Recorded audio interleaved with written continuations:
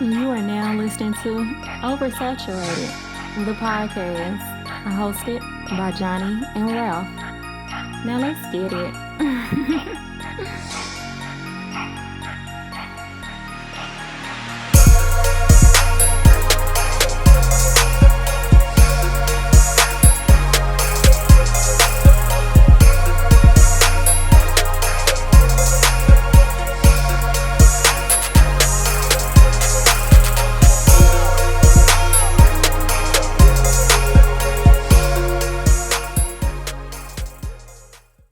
Welcome to another episode of Oversaturated, the podcast, where we discuss music, movies, pop culture, and everything in between. I'm Johnny. And I'm Ralph. Welcome to episode number 255. Man, I am Ralphimus Maximus Meridius this week. Gladiator. I love it. I love it. I Had to figured. dig into the bag for that. Jesus. New listeners, please follow us on all social media. Facebook, just search Oversaturated the podcast. Twitter is Oversat Podcast. Instagram is Oversat the podcast. And our email is oversatpodcast@gmail.com. And please be sure to check out our website, oversatthepod.com. Anything you need to know about OS is there. Yes, sir. If you want to follow us individually, I am the Mind of Ralph across your social media platform. On Twitter, I'm JON, 2 underscores, the letter B. On Instagram, I'm JBS_ESL_AAMU. Also, special shout out to WDJYFM 99.1 in Atlanta. ATL, ho. Shout out to OS Gang down there in Georgia.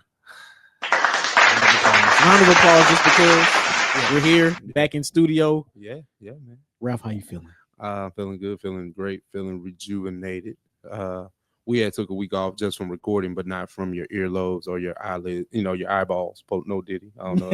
I can think of a better way to say it's applicable. It's cool. It's cool. No, just we celebrated our my Founders Day from Omega Psi Phi Fraternity Incorporated. Just doing a lot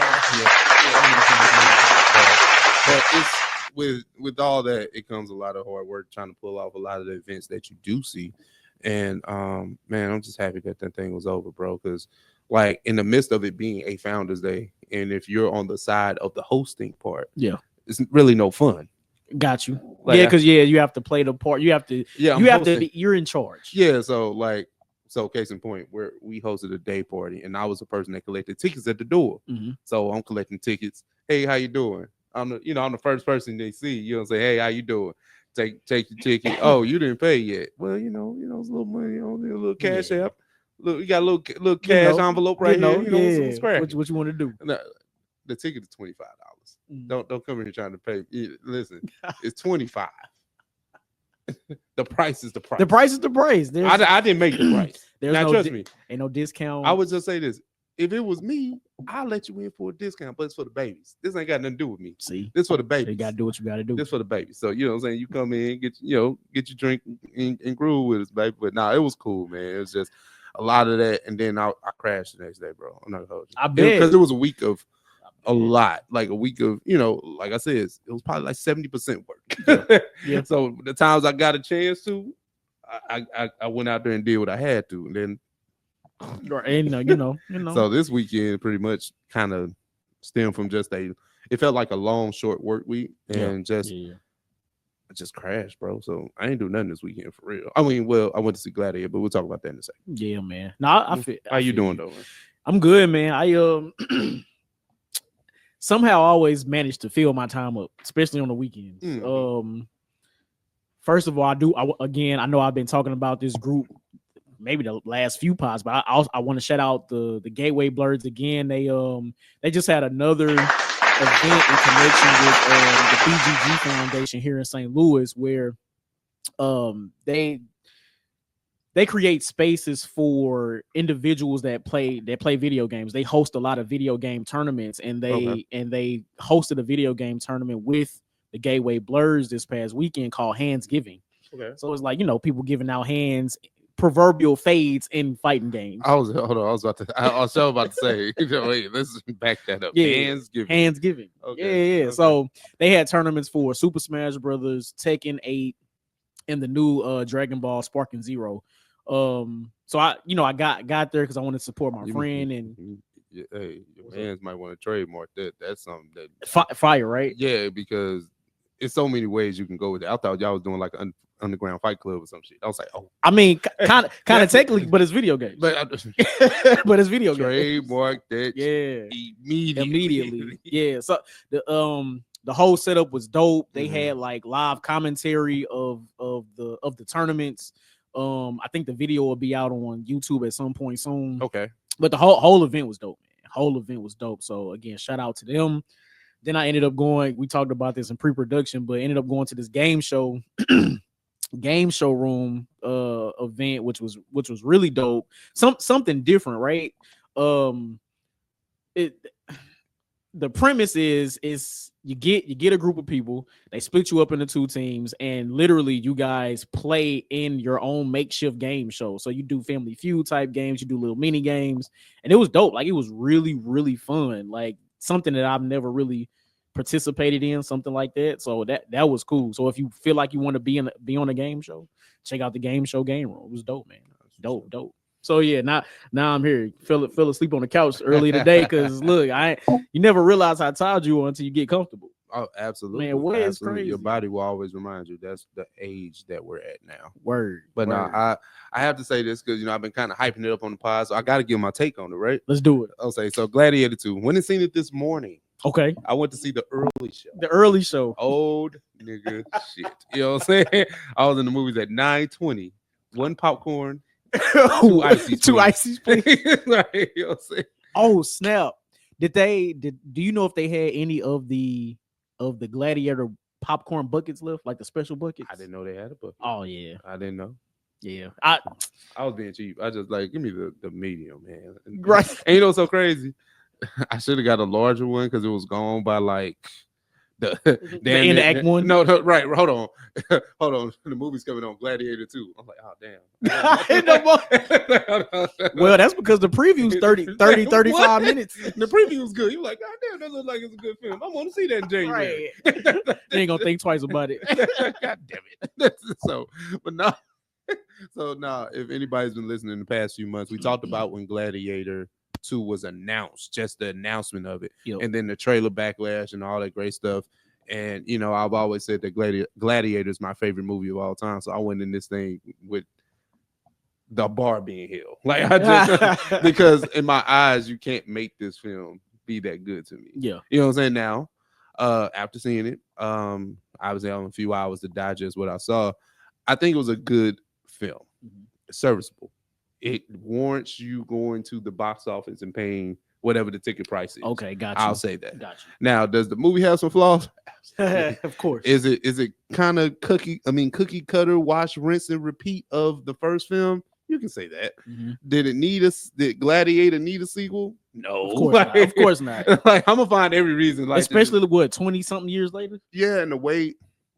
Not spoiler alert. Johnny doesn't care, but this is for the people that are listening that may want to see the film. Just fast forward this conversation. Let's say 2-3 minutes, right? Yeah. The way that they tied the first film to the second film kind of dilutes what the first film was, in my opinion, because Maximus, Russell Crowe's character, was a disgraced Roman general. They were planning to overthrow the government because of corruption. Okay. So he was set up to make it seem like he killed the then emperor, his friend. Okay. So that's how they sentenced him to death, but he wound up killing those two guys and going off. And then, long story short, he became a slave that fought for his freedom and all that stuff. So got it. The reason why he was so angered because he was fueled by rage, because his villain, who's Joaquin Phoenix, killed his wife and child. Okay. So now I'm coming back for revenge off of you trying to smush my name. You killed my wife and my kid. Got it. So that kind of gives it the nobility to kind of move forward. You kind of riding with him, right? Right. Now, the person in this film is his son. Okay. Illegitimate son. You get my point? So it's kind of like now you'd have made it. Hold on, wait a minute. Wait. His son that we never met died. The first film. We synced it. Okay. We saw. Okay. What they did to him. Now you telling me that he knocked off this person over here, and now this is his son too? So I'm supposed to cheer for the quote unquote bastard? Like, so they they kind of diluted everything that he stood for in the first film by having the illegitimate son. In my eyes, yeah. Got you. Okay. It's kind of like, remember how they did Coming to America? Like, hold on. Oh yeah. You know how they tied it in and said, oh no, Prince Hakeem had a son. Oh, that's crazy. So that's pretty much what happened. And now it's a reveal within the film, and then obviously they use Denzel as a great villain. Like, he's a villain in this film, baby. Like, the way they flip, the way he started becoming maniacal toward them, like, oh, he was making the long plays. He was making the long plays. Okay. But no, I mean, all in all, still a good film. The action is there. They up the action just a little bit. You know, you can tell with the CGI in a bit. You know what I'm saying? Like, it was a little bit more authentic in the first film. Like, you tell those was real animals. Oh no, that's a real tiger. This one, you can tell their fate. The teeth is off a little bit. It's kind of like, imagine like the live action Mufasa, like the live action Lion King stuff. That's what it looked like. That's funny. That's exactly what it looked like. But no, that's my biggest gripe about the film, is just them trying to lazily tie it like that to the first. Yeah. I didn't like that. Gotcha. I would have just preferred him, the kid that we always knew him to be, just to be like a kid that just he got senses away or whatever, you know what I'm saying? But making him Maximus' son was nasty. They could have made any type of backstory for that character, not necessarily having to connect it to the first one. Yeah, I mean, well, it was clearly connected, because if you haven't seen the first film, but Lucius was already like a kid of royalty. He was already, his mom, who's in the first film, is in the second film too. Okay, so he's always been there, and he was always kind of like a slug plot in the first film. So they sent him off on some simple shit, like, hey, come back when you're ready. Like, you know what I'm saying?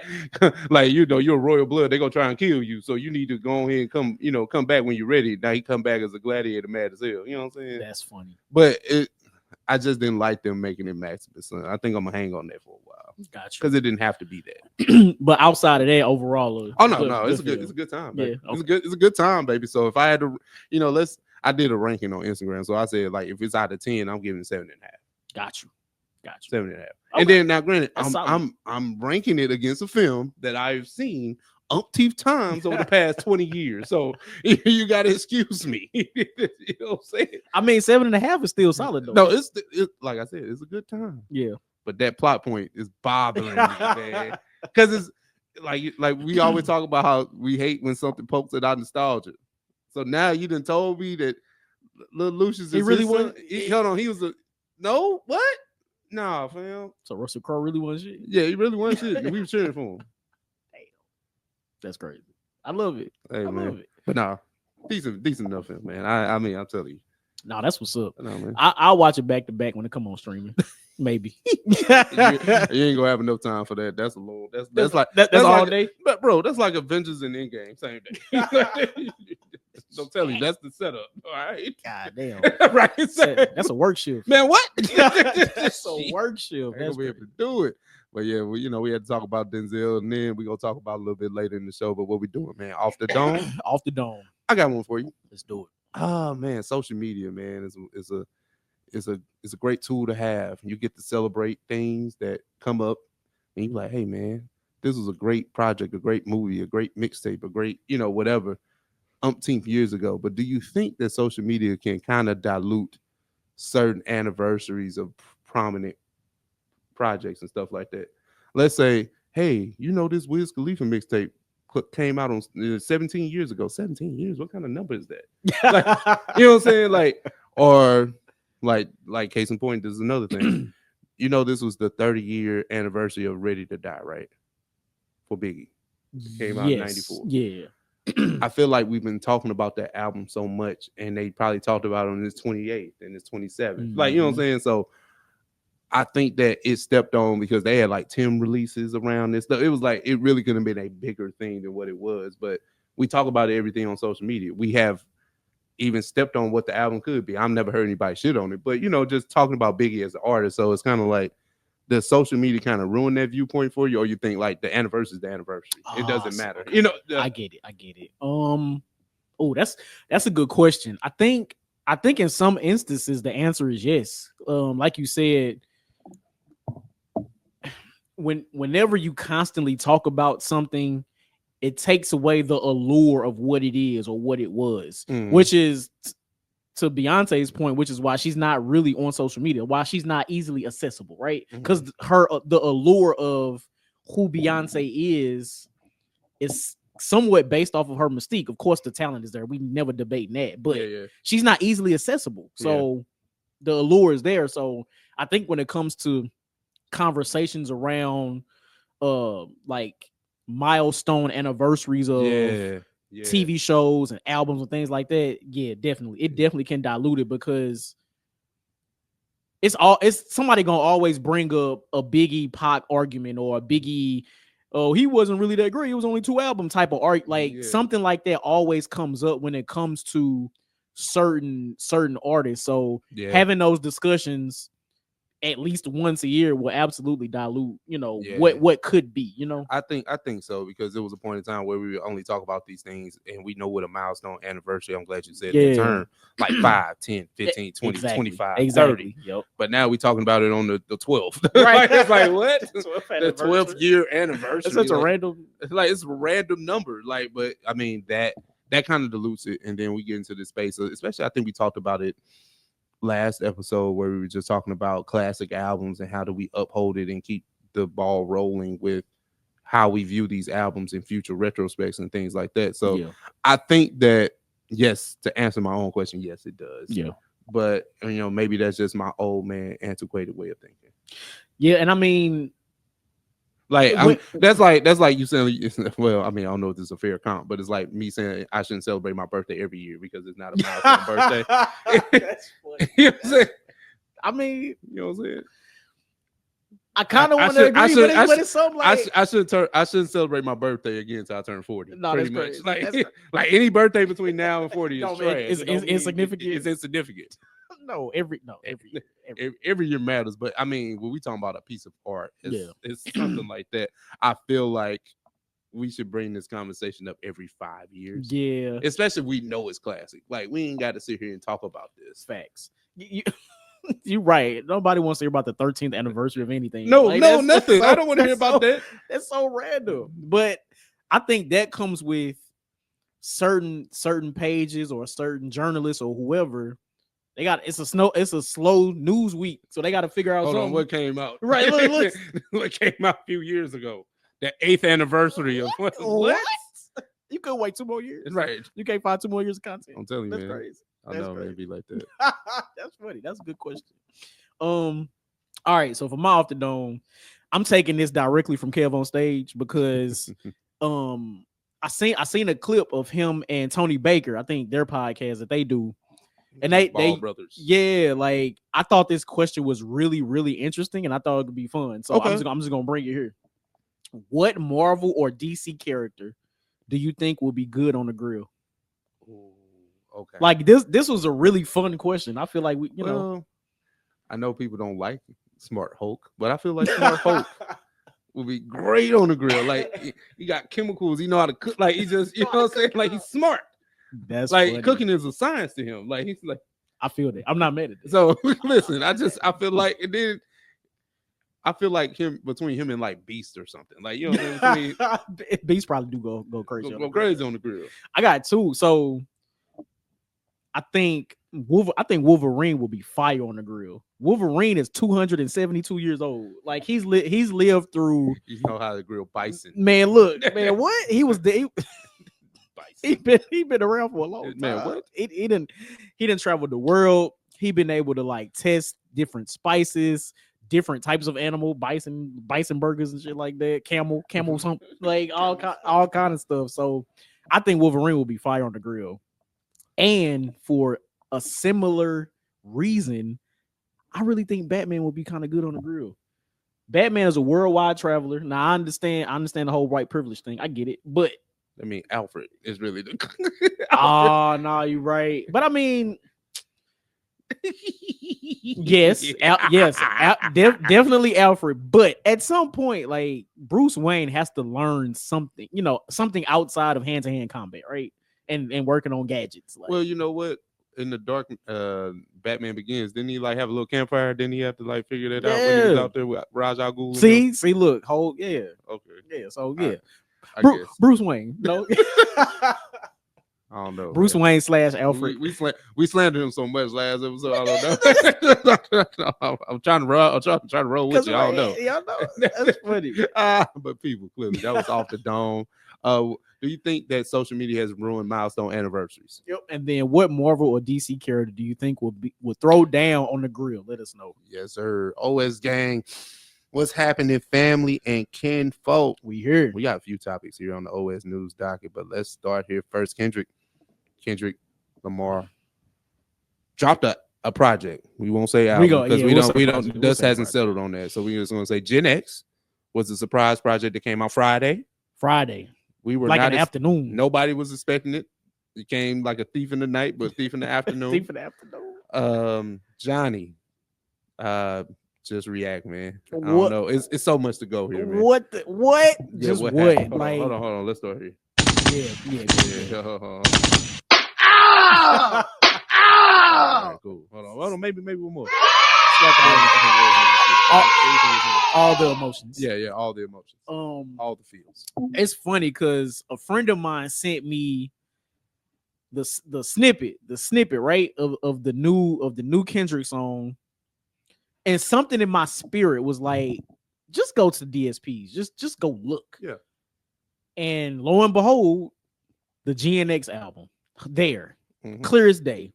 I say, oh no, let me send this to my girl, send this to Ralph, and your response is the same thing I said. I beg your pardon.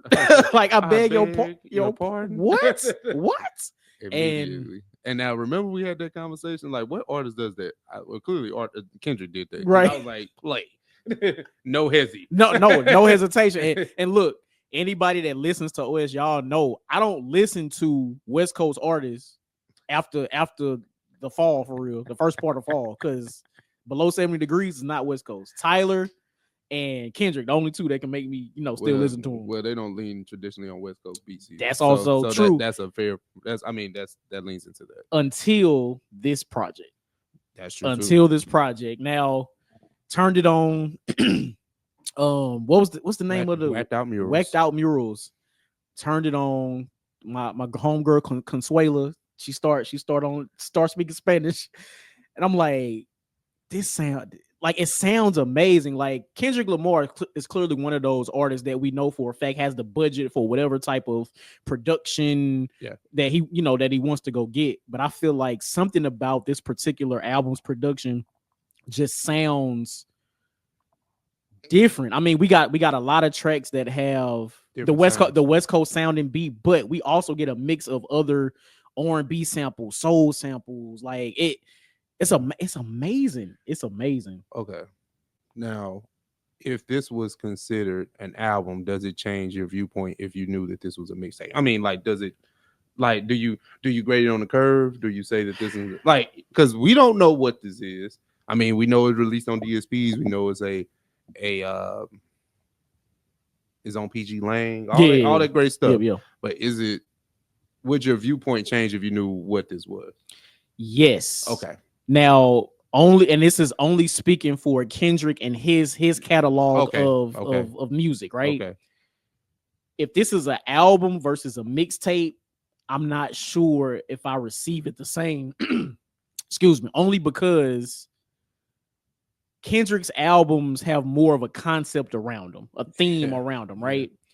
This, I mean, I guess this low key has a theme because he clearly is mad at the industry now. He's mad at the industry and not just Drake still. Yeah.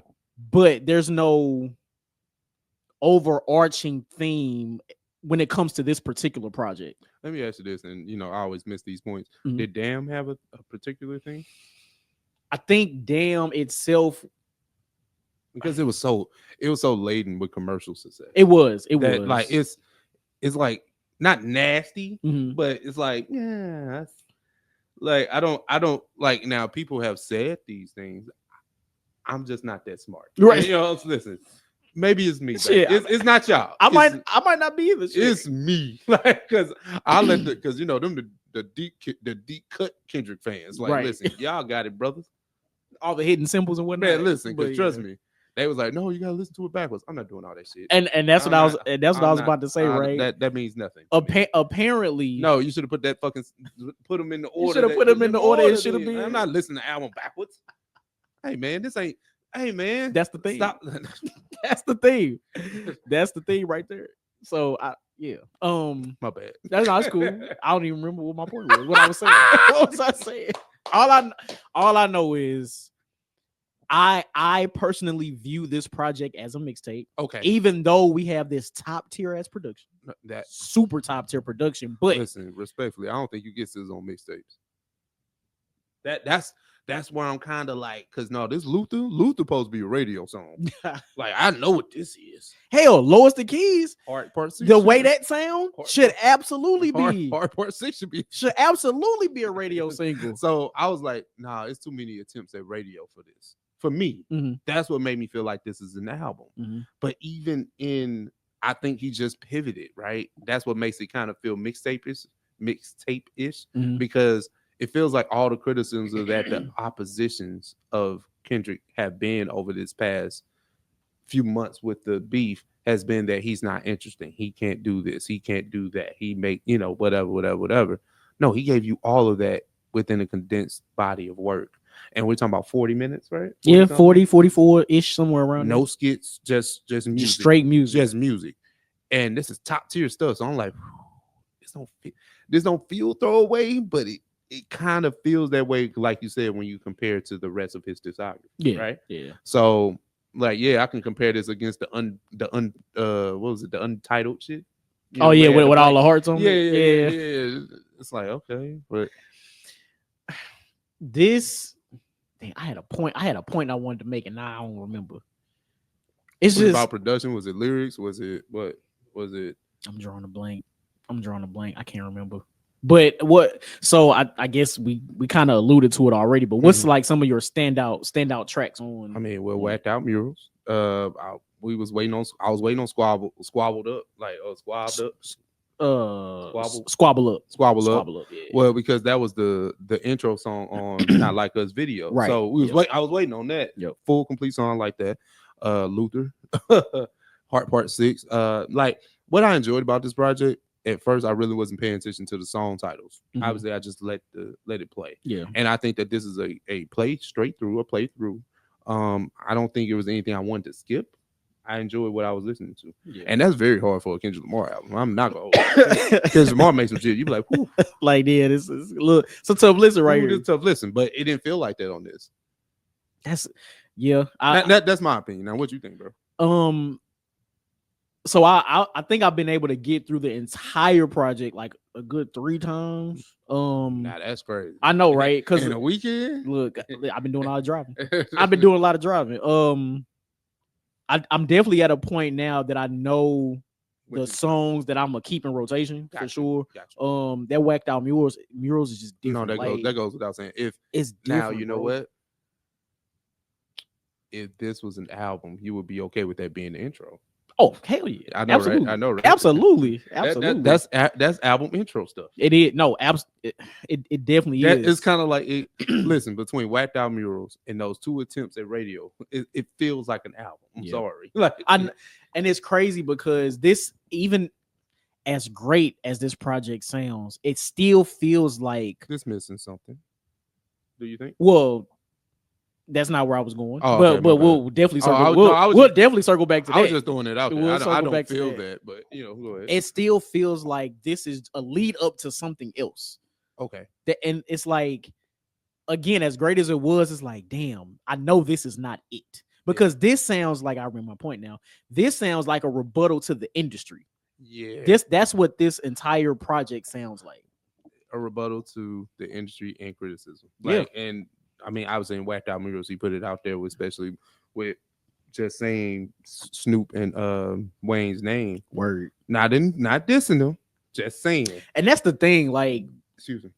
This is how I know sometimes people don't really like listen to what's being said. Yeah, he did mention Snoop and Wayne's name, but there was no, or at least to me, there was no diss towards them. It was just like, well, I'm acknowledging that Snoop, he shared the tailor-made single, but that's Snoop, so I ain't got no choice but to forgive him because that's Snoop, yeah, right? Even with Wayne, it was like, damn, I understand. What this is my interpretation of what he said about Wayne. It's like, yeah, Wayne's upset that he didn't get the Super Bowl performance. Cool. Wayne is well within his right to have those feelings. But what about all the hard work that I've done? Yeah. Not only the last few years, but this year alone. Like, right? And him saying that Kendrick has damn near been like any one of us, right? If we had gotten in the game, I think we would have easily said we're a fan of Lil Wayne or Lil Wayne. Yeah. And Kendrick's from that because we're all the same age. So it's kind of like, okay, Wayne is somebody that I was raised on, and he's always publicly acknowledged that. So for one of your heroes or your idols not to say this, I know this, you feeling a way about that, but they ain't got nothing to do with me. Right. For real. And it wasn't Kendrick's decision. Like, yeah. So we'll get to that in a minute. But so we looking at this as a mixtape, right? Yeah. Okay. Out of 5, before we get to the offshoot conversations, what you think? So, and I feel like in this ranking, I have to like think about the quote unquote rollout. There was none. This shit just dropped. No, literally there was a snippet of a song that's not even on here. And maybe you can look at the Black Force single as a rollout. As a rollout. I don't know. I feel like clearly I'm not gonna give it a 5. But no. I feel like this is a solid 4. Just off of like just it being out this weekend. Now, if I sit with it another week or two, that may change. Yeah. But like right now, I'm looking at a solid 4. Yeah. It's hard. It's hard because it just came out. It's hard, man. Like I'll go differently just because. Mm-hmm. But I mean, I'm not too far off of your line of thinking. I'll just say like a 3.75. Like I don't know, because I was able to go through this one time, and it felt like I could really enjoy this. You know what I'm saying? Now, obviously, the weekend kind of caught up with me, so I went back to Whacked Out. I went to Squad, but I just went to them joints. Right. But if you just talking about the whole project, and Kendrick ain't made nothing like this for me in a minute, so I'm really listen. I'm damn. I want to say 5, but it's not. But it's not 5. It's not. It's not that. So I'm not biased in any of this, but I can just feel like it's a good project, good solid ass project. Absolutely. So it is like, when the hell did he record this? Like as soon as he got done with Not Like Us. These might have been the leftover tracks around that time, and then Whacked Out Murals was the last one. That's insane. Yeah, that man be working. That man be working clearly. But let's talk about Wayne, man. Wayne obviously was in his feels right when it came to being mentioned and playing the social media game. Let's see what he said. Hold on. He said, "Man, what the F did I do? I just be chilling. They come from my head. Let's not take kindness for weakness. Let this giant sleep. I beg you all. No one really wants destruction, not even me, but I shall destroy if disturbed. On me, love." That came from Lil Wayne's official X account. So, Johnny, what do you feel about Lil Wayne's retort? I feel like Lil Wayne didn't really listen to the song either, because Lil Wayne listens to no one. Let him tell it, right? Well, okay. Touche then, right? Touche. He didn't diss Wayne. He did not diss Wayne. To me, he didn't. It didn't sound like a diss. It was an acknowledgement of Wayne and how Kendrick felt like he didn't. I let Wayne down. Yeah. Like he said, that's the feeling that he had. Exactly. So whoever fed this information to Wayne, they're the asshole, because social media. Yeah. Social media. He in the comments. He in the comment section. I don't know. I don't like the response, only because I don't think it was a diss. I really don't think it was a diss. So I mean, Wayne is entitled to feel how he feel, but I don't think that's something that that's not something I want to see. I don't want to see a Kendrick versus a Wayne. I don't want to see that. Listen, honestly, now that the dust is really settling, Wayne was wrong back then. He's wrong now. Like, listen, it's cool. It was cool for him to feel away, but all that shade that all the the woe is me shit you kept doing, like that's what made it nasty. I agree. If you really the hip hop great that we know you are, hey, and I'm not saying you shouldn't, like, it's like I'm trying to give you grace, but you kept going. Right. You know what I'm saying? Like, we not gonna do the woe is me shit. Like, you rich, my nigga. Like, hey, this ain't that. Oh well, we gotta do. No, shut up. Nah, let it go, bro. No, let it go, my boy. Let it go, my boy. Because now it's kind of like you alienating certain things. And are you on the side with your mans? Because that's how I'm gonna keep taking it if I'm Kendrick. That's a good point. Like, you know what I'm saying? That's how I'm gonna keep taking it. And Kendrick keeps saying, he said throughout this project that it's up with Drake forever, basically. And that's fine. You know, it's Peter Griffin and the chicken, baby. Anytime I see you, it's on site, baby. Classic rivalry. So listen, it's man. like that. You see, Ja Rule can't catch a break from 50. Never. So if it's like that, it's like that till that nigga hit the ground. That nigga hit the dirt. And even then, still up. But I Wayne, you at the, and this is the other thing too. I've always stated I'm more of a Lil Wayne fan than I am Kendrick Lamar. So this comes from a great place. Lil Wayne, you don't want that, bro. Lil Wayne, like, I don't know where people have thought that Lil Wayne was a great battle rap MC to that extent. He puts great words together. He's one of our best lyricists of all time. He's in a Mount Rushmore or top 5 discussion across more platforms than it would be a Kendrick. Oh, for so sure. I give him that. Yeah. But let's not sit here and talk like he battle tested. Aubrey is more battle tested. Nicki is more battle tested. Hell, Baby is more battle tested. You don't think they're gonna come in and start writing for him? Excuse me. He gonna need all of them. He gonna need a Voltron to take down that one. That's true. Like, if it's straight, like, and then okay, Wayne gives you a good verse here and there. Like, he was on Cordae's shit. Like, Cordae, we missed Cordae's album because, you know, he's off that week. True. Cordae has a solid project. Lil Wayne verse always, you know, Lil Wayne always gives you a good verse. Tyler, you know, gets a good of course. a good Lil Wayne verse. Yeah. But yeah, those are features. I'm about to say that's about it. Yeah, that's about it. That's about you expect him to go bar for bar in the year of our Lord. This ain't 2008. This ain't mixtape Weezy. That's the thing.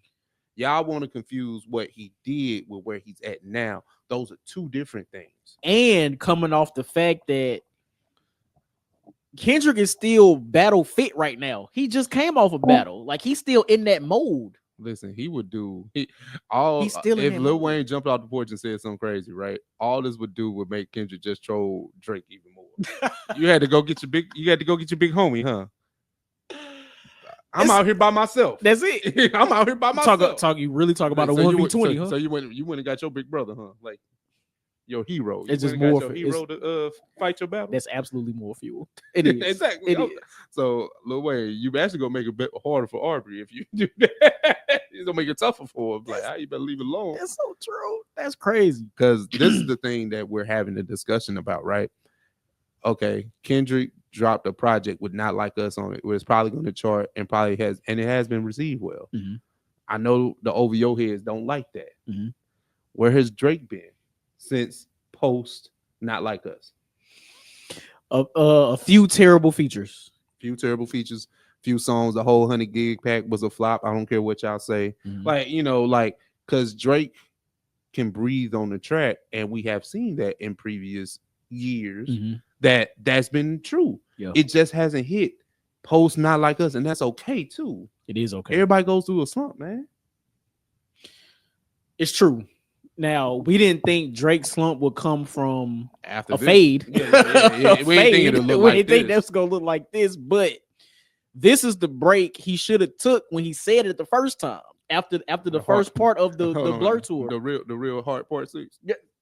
See? Or is it the real? Hold on, which one's the real one? Of course, the Kendrick one. Oh, okay. I'll just see, because I looked at it. I did the science on it, right? I'm one of the Kendrick stands. So Drake's track was called The Heart Part 6. Okay. If you look at the history of the Heart's songs, part 1, 2, 3, 4, 5, it just says Heart Part the number. And that's what it says on this project. Okay. And Drake had the in front of it. So technically, you know, that was Drake's way of trolling, but clearly that fell flat too. Gotcha. So Yeah. Now we're here. Yeah, now we're here. So yeah, Lil Wayne. I'm not sure. Like people have selective memory or just try to make up storylines in their head. We don't want to see this. No, absolutely. We Absolutely do not want to see this. I'm good. Like because we've seen plenty of fights of people past their prime, and it just doesn't shake out well, right? It's kind of like Jake Paul and Mike Tyson. I was just like, I was just gonna go there. I was just like gonna go there. we didn't ask for this, but yet we bought into the hype because somebody packaged it and promoted it to us. And the difference is Wayne. I feel like Wayne would have a little bit more to lose for his career versus Mike Tyson if he were to engage with Kendrick at this point. Well, this is the thing, right?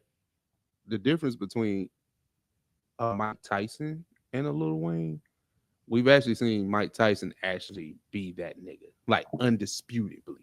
Okay. Him. Like, you know what I'm saying? Like, not to say Wayne ain't him, but it's like when you talking about boxing and he too many people you putting above him. Like, facts. And when it comes to the rap game, you know, Lil Wayne could be in the top 5, but it's still gonna be he ain't one. You know what I'm saying? I can say that for sure. He ain't one. That's true. And now listen, I told you. Name all Wayne albums up to the I'm Not a Human Being shit. It was two, and remember, it was two of them. It was two of them. When he got to that bag, I was like, whoa. But seriously, we seen Mike Tyson be a force, be a guy in a fixture in pop culture. So I think it's a little bit different. And we seen him knock niggas the fuck out. Like, you know what I'm saying? Like, multiple occasions. Right, exactly. We ain't never seen Lil Wayne, you know, have the verbally knock somebody out. The lyrical TKO, the get him up out of here. Like, yeah, he probably done out rap somebody on the song, but I'm talking about like all the things that we start doing that tree shaking elimination when it comes to those people. Yeah. Who did they fare against and how did they do? Like, that's part of your resume. He doesn't have that, unfortunately. Crazy. It's crazy to think about. I know it's crazy to think about, but I mean, hey, Netflix, you know, they put it on streaming. You know, did you enjoy that? You know, I enjoy what I could. I enjoy what I listen, man. I think like most of the planet, because I think they say it's something like 60 million people streamed it, you know, while it was live, which is crazy to think about. But the entire event itself, it was cool. Like, it was cool. Like, I'm not the biggest boxing fan. Yeah. But I'm gonna watch the marquee fight. Yeah, so absolutely. Listen, I had friends come over. We was chilling. We was kicking it. Yeah. Now the first fight was trash. I don't remember them. But the two fights in between, I know the ladies fight was cold. Yeah. Like, they was going crazy. That was fight of the night. For sure. They was going crazy. But I only caught like the last 3 rounds of that because buffering. Yeah, buffering, right? It's a weird thing with Netflix, but let me get to the fight first. Like, we was at the frat house watching it, so it wasn't like a fight party. We was already gonna be there anyway. Got you. It's a TV.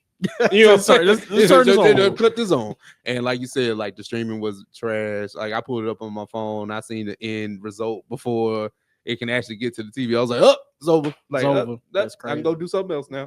So that's how that transpired. But the fight itself was trash. The whole thing was a farce. I'm not sure how we got, you know, suckered into it. You know what I'm saying? The marketing of it all, because you have arguably the greatest fighter that ever lived getting into the ring. It's always going to bring a certain level of notoriety or even validity to what you're doing. For sure. So Jake Paul still being like, it's like he's not a professional fighter, but he is. It's like how that shows you what state boxing is in. I'm not a boxing fan, never really have been, but shout out to those that are really into those boxing streets. And boxing has really turned to, you want to say WWE for lack of better words, because even Floyd Mayweather still out here getting paydays, even though he retired, quote unquote, as an undefeated fighter. So all the fights that he has after this doesn't count to his record. Right. But you use that as a marketing ploy to bring people in. Well, you know, Floyd never lost a fight, so I want to see him fight. I want to see him fight Conor McGregor twice. Like, what kind of shit? Like, this is stupid. With the Paul brothers, both of them, Jake and Logan. Yeah. What I feel like they've been able to do, they've been able to translate what they do on YouTube, because both of their YouTube pages they got stupid number, over 100 million type stuff. But they've been able to take whatever, you know, what they do on their respective YouTube channels and translate that over to me into real life. Yeah. Like, they've taken, I'm just gonna call it trolling for lack of a better term. They're taking their ability to troll different things and carry that into a big payday with these other major mainstream platforms. Because there's no reason. Yeah, Jake and Logan Paul, they may have trained professionally as boxers. Like, that's cool, right? But there's no way they should be getting the marquee matchups that they've gotten. Or it's no way. Jumping the line, or like, you know what I'm saying? Like, you getting a Mike Tyson fight, even though Mike is damn near 60 years old, it's still a spit in the face of the sport. Yeah. And I'm not even a pure boxing fan, but I would be like, I mean, now granted, I watched it, I participated. Like, I pay for Netflix, so I'm gonna watch it. Of course. You know, it's there. It's available. It's available. So I didn't pay for it, but I did pay for it. But it's just like, it's a mockery of the sport, and that's how I feel. And it's because they haven't earned the right to challenge a Mike Tyson. So why is it that these insanely successful and rich YouTubers have been able to transfer their marketing genius or plan or whatever over into this sport where they're getting these marquee matchups? Like, it does not make sense. It wouldn't happen if the heavyweight division was popping. That's even crazier than itself. Because this is the thing, right? The era of boxing that me and you came up on in the 90s, you had plenty of heavyweights doing their thing. Yeah. That's why when you look at a Tyson, you can think of him being the greatest of all time, because look at the field that he dominated. Yeah. Right. So that's where it comes into play. So it's like, if you don't have, because the heavyweight championship of the world means you are the baddest man walking. Absolutely. Baddest man. Like, it's not a person pound for pound that can beat me with these hands. Not at all. And since you don't have the lack of stars here, and that's a thing across all sports right now. So it's not just a boxing thing. It's like a lack of individuality, because the money speaks to all of it. And imagine Mike Tyson being 19 years old again, doing the things that he was doing, saying the things that he was saying. That's why all that era stuff matters, right? You know what I'm saying? Like, he did that in the 90s. Ain't no way you talking about, you know what I'm saying? I do, and I'll make you love me. Like, you know what I'm saying? Like, you know what I'm saying? I'm like, hey, yo, brother. Hey, brother, whoa, okay. Brother. It's and okay. You know what? Nobody ever said nothing to Mike about that. He was like, and still won't. It still won't. But you get my point. Though. Yeah. It's like, I think it's just a lack of individual stars. So it's not necessarily say the talent. People aren't able to truly be themselves anymore when it comes to a marketable sports star. That's why a lot of people are dweebs. A lot of people are like, a lot of people like have no personality. Like, you have, listen, I can go across the board. Yeah. What's the difference between Jason Tatum and Patrick Mahomes? The difference? We'll play football, we'll play basketball. That's what I'm getting about it. But I'm talking about like the personality, right?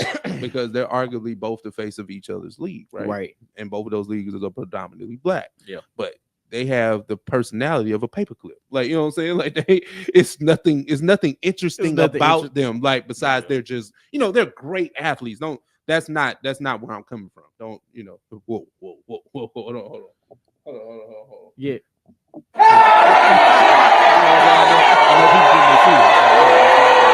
It's just that they are dweeb athletes. Like, it's nothing about them that makes me want to be like, oh, I want a Tatum jersey.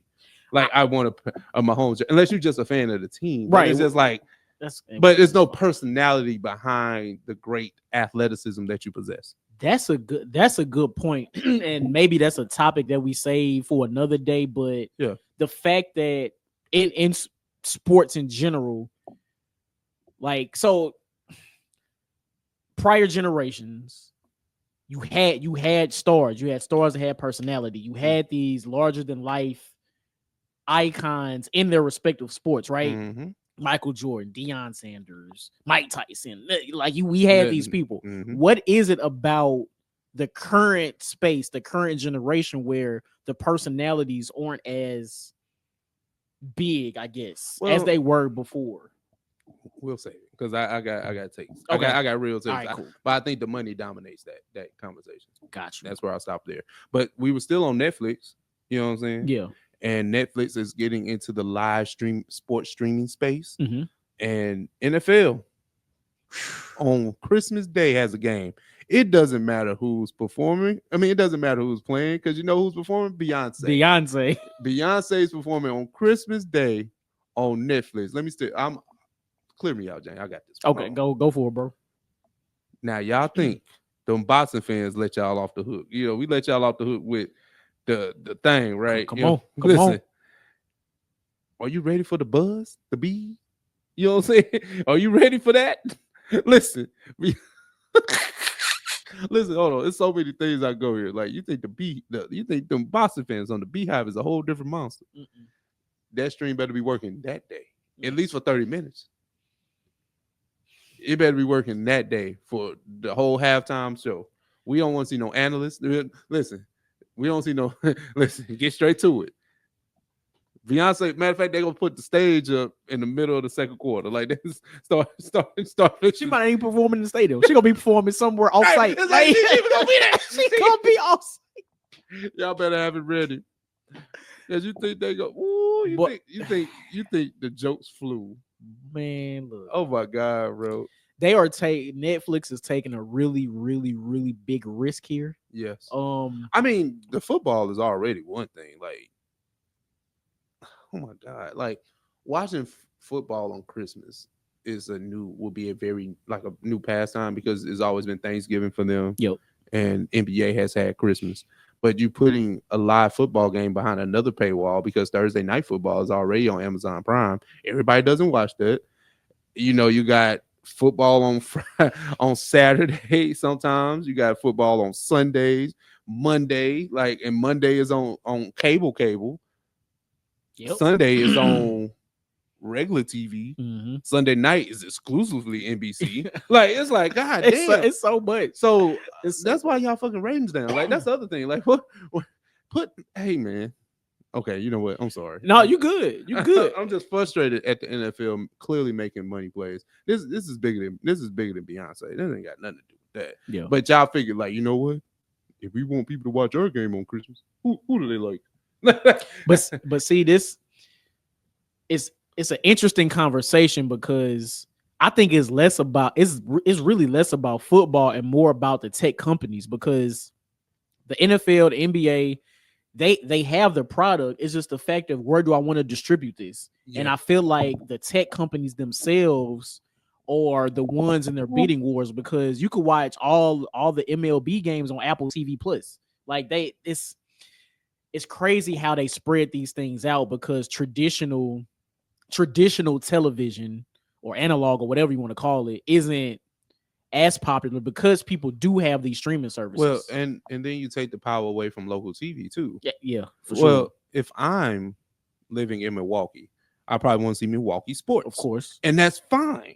But don't put the Bucks or the Brewers behind the fucking paywall. Like, don't do that to me.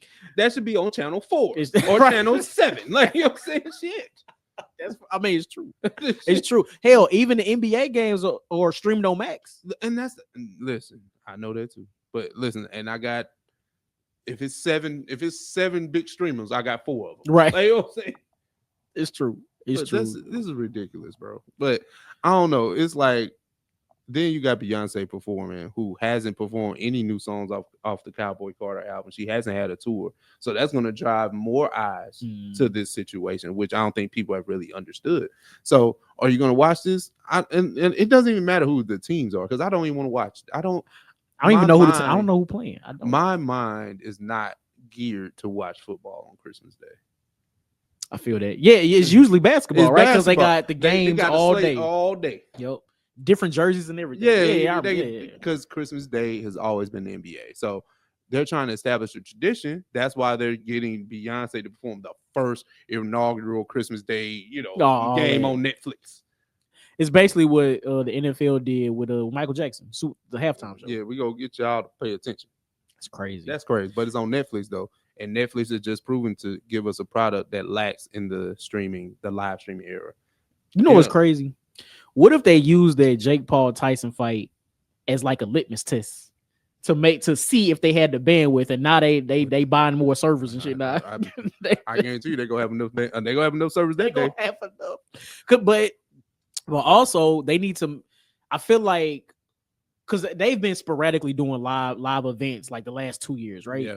And I feel like it's really gearing them up for continuous live programming, like because Monday Night Raw starts live next year, top of the year, like 2 months, right? Yeah. So I feel like all of these live events that they've had recently, well, over the last 2 years, is them preparing for that, because they did like a live tennis event earlier this year. Like they doing all kinds of stuff. But I think it'll be now I could be wrong. I think it'll be easier to kind of capture what the WWE provides on a weekly basis. Mhm. I feel like that's easy compared to a live boxing or a live like football. Like I feel like there's a little bit more moving parts with that. And there's no disrespect to those, but it feels like WWE is more of a promotion that Netflix could handle. I don't think them getting into the football space and all that. Yeah, and I don't know if y'all arms not long enough to box with God on that one. And that's me. And this the other thing. Get actual football commentators, because the people they had commentating the boxing match, no, not okay.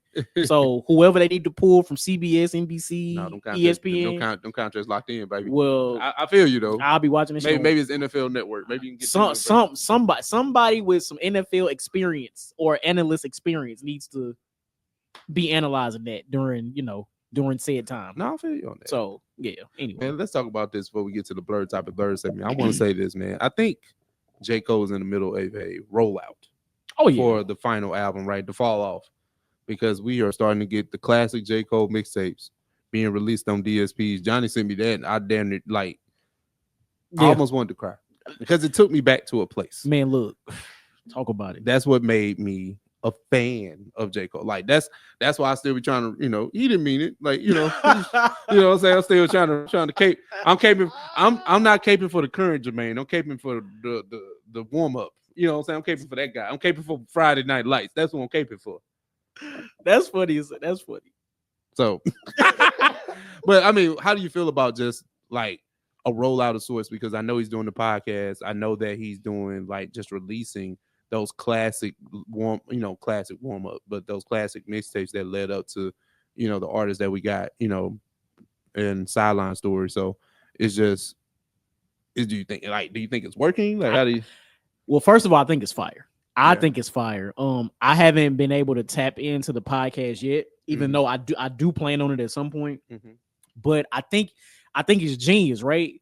You put out a podcast detailing your career, going through all the mixtapes, your first few albums. Like, I think it's dope, and I think he continues to put the mixtapes on DSPs, and I think it all leads up to the fall off. Now, when that is, I'm not exactly sure, but I imagine it's probably within the next few months if he continues with the current path that he's on.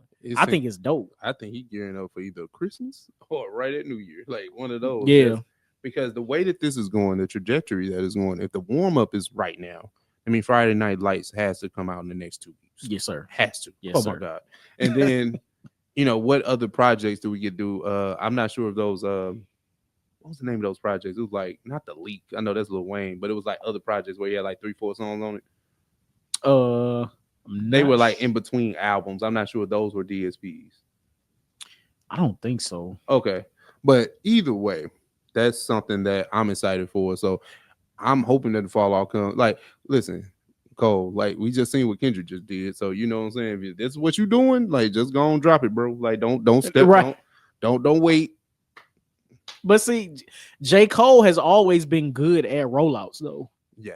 So I love this content piece that he's doing with this, because I mean, even with like one of the last albums, he did like a little mini docu series or documentary or something. So I guess this is the audio version of that. I think it's fire. But I feel like at this point, again, the rollout is cool, right? Yeah. But I want the album. Like, I feel like the album has been teased so much over the last, I'm gonna say like 18 months or something like that, that I just want it. Like, I need the album. Like, just send it, just put it out. So I don't know. Now I'm looking at J. Cole's albums on Apple Music.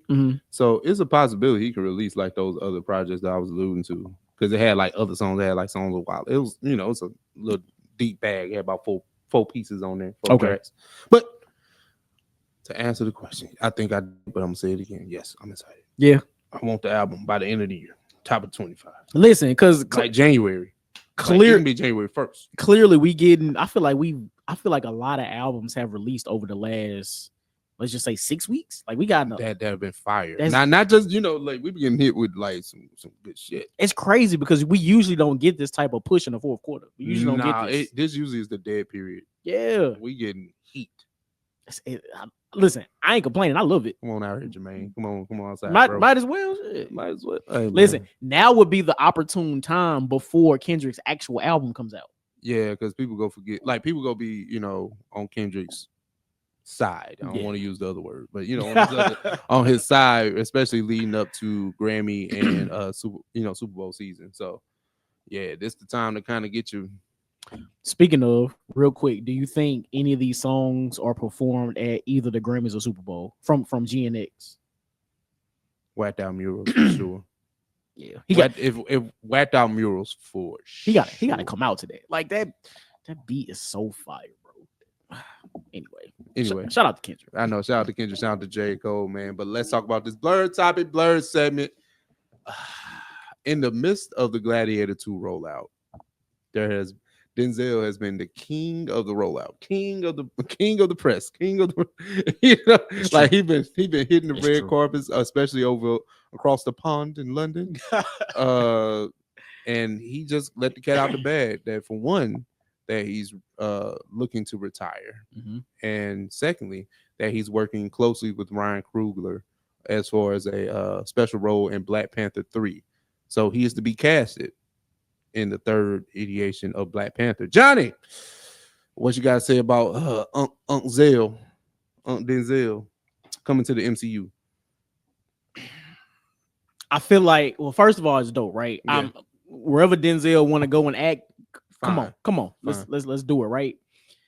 Also, now I just thought about this. They need a character to replace Angela Bassett, like the heavy hitter actress. Like, so what? Nah, hey man, remember that time where we was going back and forth about actors? I remember. Oh, okay. I remember. I just want you to kind of admit that I was right about that. Yes. Okay.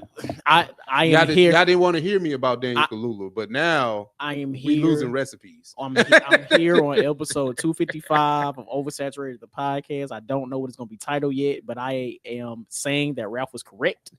And yes, we will need big ticket names, actors, actresses for the MCU. I'm admitting it because I ain't think we did.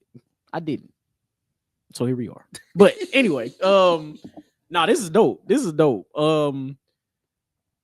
Nobody knows the role. Hell, even Denzel doesn't know the role that's being explicitly written for him to be in be in the MCU. So we don't know if it's going to be a brand new character. We don't know if it's going to be somebody pulled from Marvel or Black Panther lore. Like, we have no idea. Yeah. But I am absolutely excited to see Denzel and Black Panther. Yeah. Now, do you think he will be Wakandan, or do you think he will be from another country?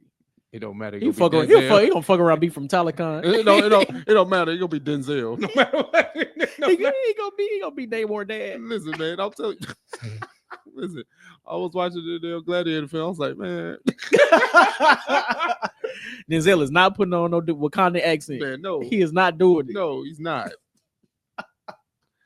It's gonna be so funny. It's gonna be funny, but I mean, obviously my excitement level for Denzel coming over to the MCU is great, and especially him being, in his later career, like latter in his career, is just like I know that he's gonna have fun with it. Whether he be a good or a bad guy, I would prefer him to be a bad guy. Mm-hmm. I would prefer him to be the villain. Whatever villain y'all can find and cook up, let him do it. Let him do it. Yeah. Like, let him be something. I don't know, but as long as it's not y'all don't Christian Bale him, you know what I'm saying? Christian, Oh my God, please don't. But I don't think Ryan Coogler would do that though. No, because I mean, all in all, right? Wakanda Forever was a decent to solid film. Mm-hmm. Not something that I like to revisit because of the heavy themes of grief, but solid, right? Mm-hmm. Mm-hmm. I think that it's just that I don't know. I don't know what it was about Wakanda Forever. Was it the lack of Chadwick? Was it we didn't really see Shuri as Black Panther for real, because she wasn't in the suit that long. I really think it's really all of it. I think all of it together kind of taints what it could have been. But it's not a rough watch compared to the other Phase 4 film. Oh no, that's the other thing about it. It's just I personally can't watch that too many times. Yeah. No, I feel that. Well, I mean, yeah. So I agree. So even though there's the heavy like grief aspect of it, we do have a major death in the movie as well. So it's like not only are we grieving Real T'Challa, but we're also grieving Queen Ramona because we synced it. We saw her die in the film. So it's a lot. It's a lot. But I'm not sure what do they do with the actual Black Panther character, because it'll be, hold on, when did Wakanda Forever come out? I want to say 22. 22. We might see this in 26, 27. Mm-hmm. After, and I'm sure this will be after Secret Wars. Oh no, I can say that for sure. So I think they find a way to recast young T'Challa. You know what I'm saying? Because he's already let's say 7. Right? Yeah. So by the time we get, he'll be damn near a teen. He'll be damn near an adult. Man, what? He might be 18. Right? He might be 18 in the next film. So they'll find a way to probably have a struggle between him and Shuri to where he becomes the new Black Panther. I don't know if she's just going to give him it just because that's the nephew. Right. Yeah. He's gonna have to earn it. But I imagine they have either a whole subplot line where he's learning the ways of Wakanda and things like that, or they just do like a short montage of him learning and fighting and all that kind of stuff. Yeah, this would be great if they did that in Eyes of Wakanda. But hey, what do I know? You know what I'm saying? But I know they probably wanted to discuss or further other storylines before you just kind of do something that's going to be an offshoot of the direct movie. Right. But back to Denzel, I hope he's a villain. Like, I just hope that he's a villain. Like, and that's the only thing that's gonna make sense for me. I hope he also has a major role. I hope it's just not like a small cameo where he has like just a few scenes. I hope he has a significant role in the film. I need him to be like, he can even be like how it has to be bigger than this, obviously, but how Forrest Whitaker's character was. Okay, more like a mentor guidance type of. Okay, but it has to be bigger than that. You know what I'm saying? But the thing is, it linked on the fact that was already ensemble, so that's why you don't need Forrest Whitaker to do heavy lifting. Right. That's why the first Black Panther is a great ensible cast. Facts. You know what I'm saying? I don't think it's too many defeating that. You know what I'm saying? That's facts. I don't know, man. It's interesting. I mean, either mentor or villain. No in between. A villain mentor. Exactly. He's Killmonger daddy for real. No, just he can't be Killmonger daddy. He can't be Killmonger. Talking about for real. We synced it. We synced his daddy. Talking about for real. See, and that's how you mess up a plot story. Right, because we thought King T'Chaka's brother was his dad, but it come to find out his mom was wilding in the hood. That's crazy. That's insane. He Alonzo with training day now. Alonzo had a baby. Oh my God! Came Eric Killmonger. That he got an African stepdaddy. And see, that's how you fuck up a trilogy. That's how you mess up. They did the gladiator shit. Fucked up all the nobility. Jesus Christ! I always knew Wakandan Step Father. You shamed your house. Right. You shamed your tribe. Yeah, anyway, I don't know. How do we get here? I don't know. It's crazy. Well, I think clearly. Yep. Yeah, listen, we joking too much now. We don't got so far from grace. I always say we want to see Denzel and Black Panther 3. That's it. That's it. What tribe you think you part of? You think you part of the Jabori tribe? That's the only one I can remember. He too much for them. You know, they don't wear shoes, man. He has to be. He would have to be part of the royal family. Like, he has to be. Oh, he fuck around, be Riri Williams' uncle or something. Man, I'm telling you, gonna be like. See, all right. You know, clearly, yeah, we have reached the end of our docket. Johnny, what you got for him, bro? Listen, we appreciate y'all for rocking with us this long. Hit that comment section. Let us know about any of the topics that we discussed today. Hit that like button, hit that subscribe button, and hit that notification bell. And we will catch y'all next week. Yes, sir. Now, if you're on audio, You know what time it is. OS song of the week. OS song of the week. Excuse me. Listen, we already talked about. It's been a lot of dope. You are now listening to Oversaturated, the podcast hosted by Johnnie and Ralph. Now let's get it.